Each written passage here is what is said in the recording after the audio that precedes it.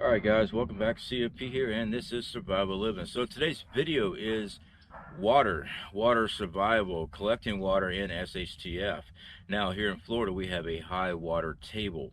Now we're going to show you how to get water out of the ground by hand, how to filter out your water into drinkable water. Alright, we're going to show you how to make your own filters, the whole 9 yards in this video.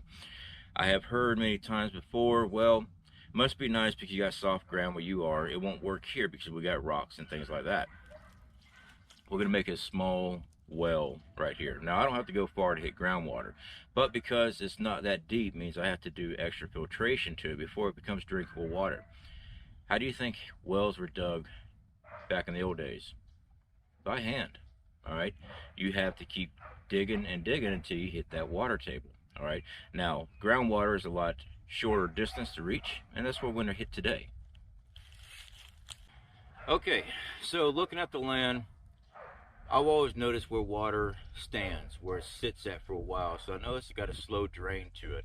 So that's where I'm targeting. I'm looking for the areas that are always flooded when it rains hard down here. And this is a good area here for that. So we're going to dig here. Also, digging miniature retention ponds is a good idea. So you don't have the ability to dig a huge well for groundwater. Even large retention ponds that you dig out, depressions in the ground to collect rainwater, enough for you to collect and filter out, is going to be a good idea in SHTF. If you got enough room in the backyard, put in a large sized dish and trench back there to collect rainwater, hey, now you just got yourself a rain collector. You just have to get that water out of there and put it in containers so it doesn't filter out and dissipate into the ground, but it can be done.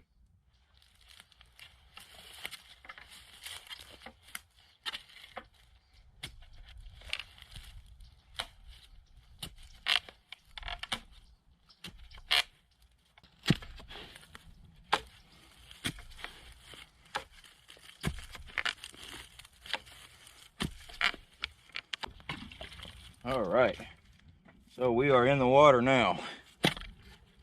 We're actually in the mud. So we got to pull out as much mud as we can, get the bottom cleaned up a little bit where we've been digging, and then we'll let the water come back in, and then we'll start skimming and get some fresh water, clean water out that we can start filtering out.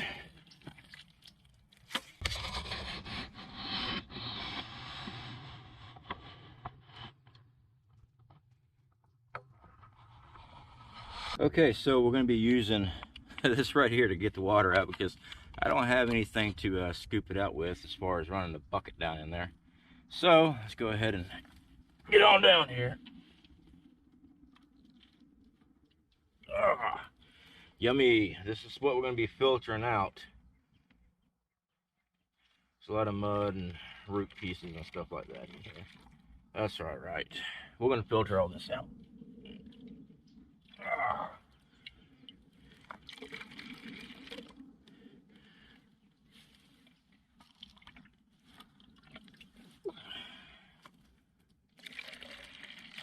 Most of this is mud. That's why it's all black looking. That's mud. Sediment. We're going to filter that out. Alright guys, so we're going to head back. We're going to go filter out this water. First thing we got to do is make our water filter. So first step is making our own activated carbon. Basically we're making charcoal. So don't go and get the charcoal for your grill. Not that stuff. We got to actually make our own carbon. So our activated carbon. So I'm going to teach you how to do this next. Okay, so we got to get our coal bed started, and this is the tin we're going to be using for our charcoal, making our activated carbon. As you see here, we've already got some pieces cut up. They're not that large. This is for demonstration, just to show you how it's done. You can make your containers any size and use whatever you want to for a fire base for your coals. Let's go and put these back in. The main thing is have a lid that is vented. Alright, the reason why you want it vented is because the gases start building up in this thing and you don't want anything popping off on you. Alright, so when this thing starts off, you'll see steam come out the top, and then you'll see the actual wood gas ignite and burn. And that's what we're waiting for on these. Once that fire goes down, Then we'll seal it up, make sure no oxygen is getting to the charcoal inside, and then we got our charcoal. But first, we got to get us a coal bed. You can make this any way you want to. I'm using a grill out here. We got plenty of wood and stuff just to keep building around. We'll get our coal bed and we'll set our can down in the center of it and keep building our coal bed around it. So let's go ahead and close our sides. All right, so who remembers these? These are our vacuum sealed Vaseline pads. These are the pads that we have in our fire starting kit, and I figure, hey, I'm fixing to make a fire, so why not go ahead and break out some of these.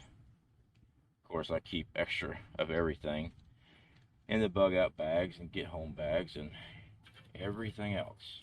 All right, go put that there. We'll get our trusty striker out here. And there we go. These things work great. I mean, it's just Vaseline on cotton pads. It's pretty awesome. I mean, I struck it with a fire starter.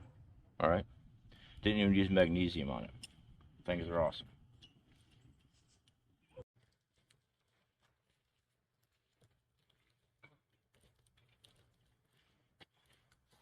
All right. So now we've got our coal bed started good. I'm going to set our tin in the center here. All right, now I'm going to continue to build up coals around this, so we'll keep our fire going, and this way our tin stays evenly hot all the way around. It's not something that actually has to be done. I've seen people use just flames. It's worked very well. For myself, I like using coals. It just speeds up the process, I believe. But to each their own. But this process does work. Now remember, this is sealed, but we got vents punched through. These vents, you'll start seeing white smoke, stuff like that come out of these vents, and then you'll see steam. That's the water and moisture that's in the wood. And then you'll see ignition. You'll see flames come out of this. That is the trapped gas that is burning. That's that wood gas. So that's why you got to have it vented. And we'll just keep an eye on it and keep feeding it until the flames that come out of the top stop, or it gets really low, and then we'll cut off the air inside this can basically by flipping it over. Smothering it is basically what we'll be doing, and the coals will be left. It'll burn up the oxygen left in the tank, in the can.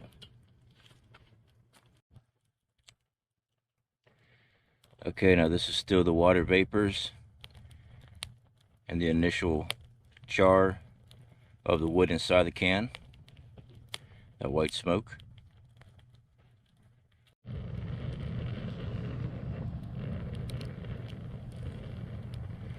Pretty cool. You know, I hear a lot about the gasifiers and stuff like that, which is a pretty interesting concept, I must say. So far I haven't found any actual blueprints on a gasifier, so I'm not about to attempt one. As you can see here, once this wood on the inside of this container got hot enough, it ignited. Now, with the gasifier, I'm thinking it's going to be the same process, but you're catching the gases before they ignite. So there's some science behind it. Unfortunately, I'm not well versed on it, so we haven't even attempted a gasifier. Make an activated charcoal, activated carbon. Yes, yeah, that's a simple process as long as you got vent tubes. All right, so now we're just gonna have to wait until the flame dies down in the can. All right, so our flames have started dissipating out of our can. So now we're going to remove this and snuff out any oxygen coming back in there that's going to cause our charcoal to continue to fire. So I'm going to move the camera back. I'm going to show you what we're going to do with this. Okay, this can's a lot lighter than what it was. I'll flip it over. So that's where our vents are. We're going to put something heavy on it so that it sticks into the ground, and that will block off the oxygen from getting up the vents and igniting our charcoal. Now we're going to leave that like this for several hours, and once we're sure that it's cool and the charcoal is cold enough to hold, then we got our activated carbon. You don't want to store this stuff if it's still hot. Alright guys, so this small container, make sure it's not hot. We'll flip her over, try not to break up all of our charcoal. A little dirt here. Now, you don't have to use this small container. As a matter of fact, I recommend you using a larger container. You get more charcoal. I mean, we used a lot of fuel just to make this charcoal. So the larger container, the better yield you'll get. Oh yeah. Alright, hopefully that is coming in. Let's go pull a piece out. Oh yeah. There we go. Activated carbon. Now we have to test it, make sure we got a complete burn through. Oh yeah, that is nice. This is going to make great filtration carbon. Alright, so we got maybe a quarter of a can, and once we crush it up, maybe a cup of carbon. We'll have to see. I mean, I had a lot of wood in here.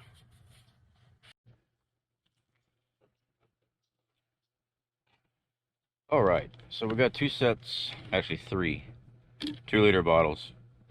One's a catcher, one's to get a rough filtration through.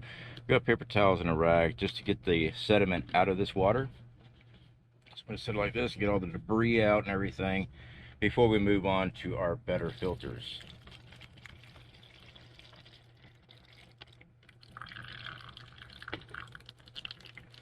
Now this can take some time. You can see there's a lot of mud still in that. There's a lot of mud still in this water. That's why we're running it through this.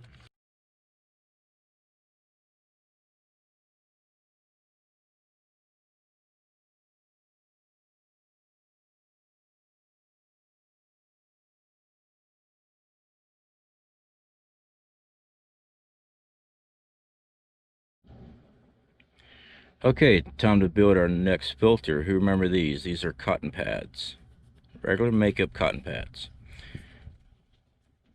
Okay, so we got our cotton pads in the neck of the bottle. We got some paper towels. We're going to put right here. We'll try to make a flat surface for our activated carbon to sit on. Now, we have large chunks of this carbon. We need to break this down. So, easiest way, just kind of grind it down.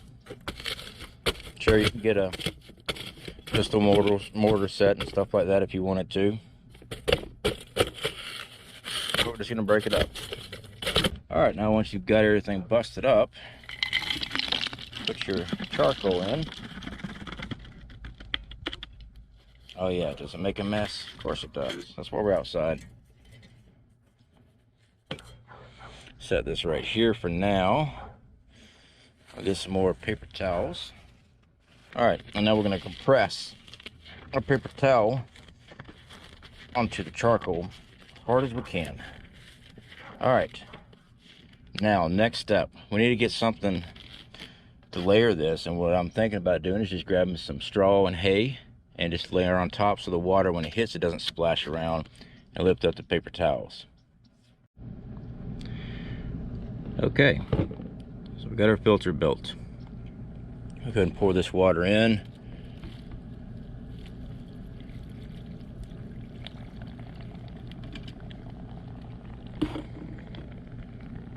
You can see it doing all kind of bubbling action there. I'm going to open this up so it drains. Now this will take a while, and it will have some discoloration in it because of the charcoal itself.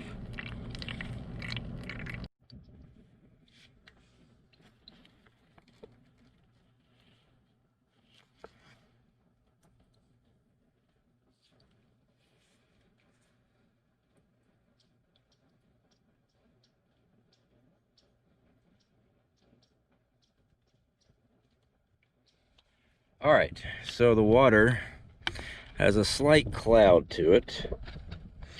You could technically run a Sawyer Mini or a Life Straw, but because the groundwater was only about 4 feet before we hit that groundwater back there, we're going to go ahead and take the next step. We are going to boil this. What we've done, we took out all the impurities as far as debris and everything else inside of there. Now we're just going to boil it off to have clean, drinkable water. All right, so that is a job, correct? Yes, it is. I read comments a lot. Well, you know, I can't do this because, you know, that's too difficult for where I'm at. I get that. But let me leave this one piece of advice. No one ever said survival was easy. Okay? Now, can you prep year's supply of water, drinking water? Absolutely. If you got the room, if you got the structure that can sustain it. We're going to be doing a rain barrel collection, showing a video on that. Waiting on some extra parts. I'm actually waiting on some glue. But anyway, it's not a silver platter with survival. It's hard. It's called survival for a reason, not because you make it through tough times without having to do anything. No, you got to do a lot. You really do. It's rough. All right. Hopefully these videos help give you a little bit more education and thought process on some things that, one, either you knew about and don't forgot about, or you didn't know about and now you can use it. So this is a water filtration video. This is showing you how you can dig in the ground and find water. Like I said, even a retention pond is a great idea, especially during rainy season and stuff. Collecting extra water, then get out there and collect that water out of there, then filter it out. You have a way to get hold of water. So hopefully this video helped, guys. Anyway, y'all take care. Speak to y'all later.